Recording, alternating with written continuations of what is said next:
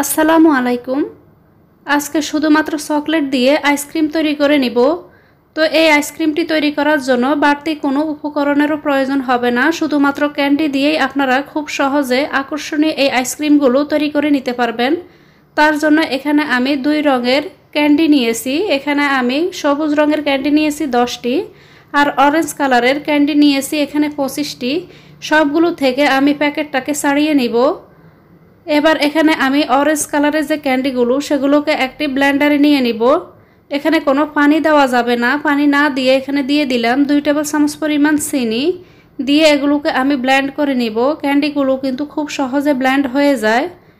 তো পানি না দিয়ে এগুলোকে আমি গুঁড়ো করে নিয়েছি। এবার এগুলোকে আমি একটা বাটিতে নিয়ে নিব।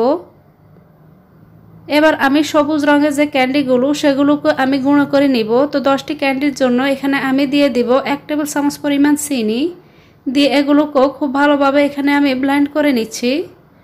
বিশেষ করে বাচ্চারা এভাবে আপনারা ক্যান্ডি দিয়ে যদি আইসক্রিমগুলো তৈরি করে নেন খুব কিন্তু পছন্দ করবে। তো এভাবে আপনারা বাচ্চাদেরকে আইসক্রিম বানিয়ে চমকে দিতে পারেন।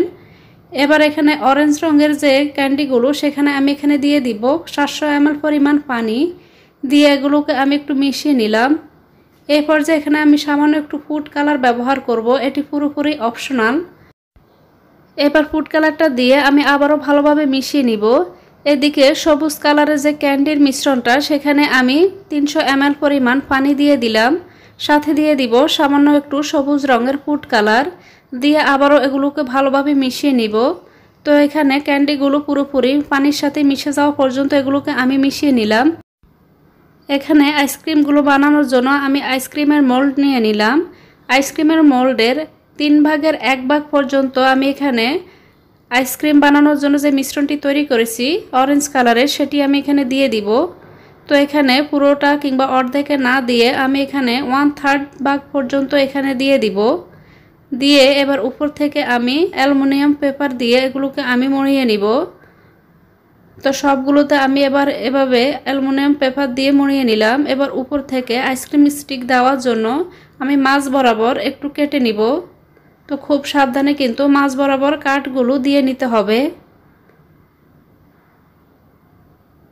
এবার এখানে আমি আইসক্রিম স্টিক দিয়ে দিব। এবার এগুলোকে আমি 4 ঘন্টার জন্য ডিপ ফ্রিজে রেখে দিব। 4 ঘন্টা পর ডিপ ফ্রিজ থেকে আবারও এগুলোকে বের করে নিলাম। তো এখানে এবার আমি খুব সাবধানে অ্যালুমিনিয়াম পেপারগুলোকে আমি সরিয়ে নিব। এবার সবুজ রঙের যে আমি মিশ্রণটি তৈরি করেছি সেটি এখানে দিয়ে দিব। তবে আমি মোল্ডগুলোকে এখানে ফুল করে দিব না, আমি আরও একটা ভাগ খালি রেখেছি। আমি পরবর্তীতে আরও একটি লেয়ার অ্যাড করব, তার জন্য এখানে আমি আরও একটি ভাগ খালি রেখেছি। এবার এগুলোকে আবার উপর থেকে অ্যালুমিনিয়াম পেপার দিয়ে ডিপ ফ্রিজে আরও 3 ঘন্টার জন্য রেখে দিব। এখানে প্রত্যেকটা লেয়ার ভালোভাবে সেট না হওয়া পর্যন্ত আরেকটা লেয়ার দিতে যাবেন না। তো এখানে যখন 2টি লেয়ার ভালোভাবে সেট হয়ে গিয়েছে আবারও ডিপ ফ্রিজ থেকে বের করে আমি শেষ লেয়ারটা দিয়ে দিচ্ছি। তো সবার শেষে আমি অরেঞ্জ রঙের যে মিশ্রণটি সেটিকে দিয়ে আবারও ডিপ ফ্রিজে 4 থেকে 5 ঘন্টার জন্য রেখে দিয়েছি। ডিপ ফ্রিজ থেকে বের করে 2 মিনিটের মতো রুম টেম্পারেচারে আমি রাখছিলাম। রেখে এবার এগুলোকে দেখতে পাচ্ছেন খুব সহজেই কিন্তু এগুলো মোল্ড থেকে বেরিয়ে আসবে আকর্ষণীয়ভাবে। এভাবে শুধুমাত্র চকলেট দিয়ে আপনারা আইসক্রিমগুলো তৈরি করে বাচ্চাদেরকে দিতে পারেন। সবাই কিন্তু দেখবেন অনেক পছন্দ করবে। আইসক্রিম মোল্ড ছাড়াও এভাবে আপনারা কাপের মধ্যে কিংবা গ্লাসের মধ্যে নিয়েও কিন্তু আইসক্রিমগুলো তৈরি করে নিতে পারবেন। অথবা আপনারা চাইলে 1 কালারের ক্যান্ডি দিয়েও আইসক্রিমগুলো তৈরি করে নিতে পারবেন। এতক্ষণে রেসিপিটির সাথে থাকার জন্য সবাইকে অনেক ধন্যবাদ জানিয়ে আজ এখানেই বিদায় নিচ্ছি।